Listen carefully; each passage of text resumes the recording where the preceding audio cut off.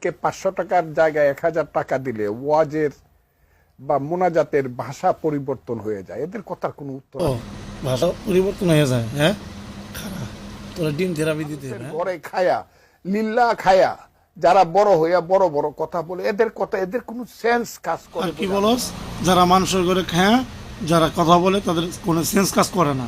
তাহলে এই যে জুলাই বিপ্লবের আন্দোলন হয়েছে, এরপরে শাপলা চত্বরে যত আন্দোলন হয়েছে, রক্ত দিছে, বিপ্লব ঘটাইছে, ওগুলো তোর বাপেও করছে না?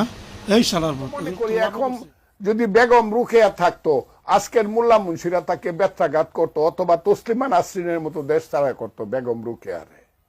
এই কারণে আমি সবসময় বলি, কি করলাম গাজীর গীত গায়া, 5 টাকা কামাই করলাম 1.5 টাকা খায়া।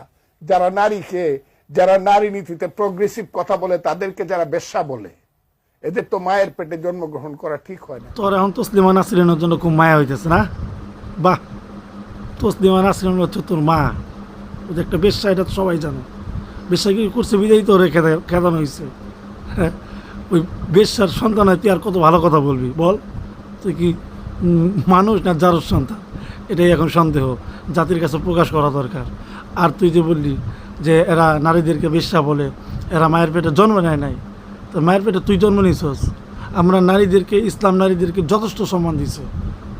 তারা নবীদের মা, ওলিদের মা, তারা বড় বড় বিজ্ঞানীদের মা, তাদের গর্ভে আমাদের মতো সন্তান জন্ম নিয়েছে। আমরা তাদেরকে কেন বেশ্যা বলতে যাব? যারা নারীদেরকে বেশ্যা বানাতে চায় তাদেরকে আমরা বেশ্যা বলি। দেখাও 7% ভোট নাই, 70%-এর পাওয়ার দেখাও, বাজে বাজে কথা বলো, বাজে বাজে স্লোগান দাও।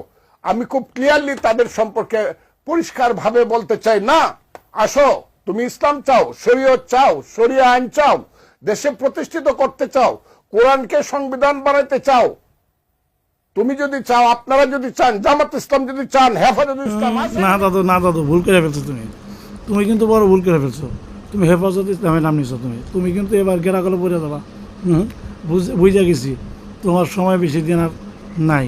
কথা বলছো, তোমার বয়কটের ডাক করতেছে এখন। তুমি হেফাজত ইসলামের নাম নিয়ে ফেলছো, সেই জায়গায় তোমার তো কোনো এখন আর চান্দু।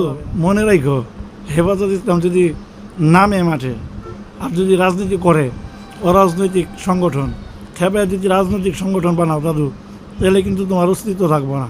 এটা মাথায় রেখো তুমি। হ্যাঁ।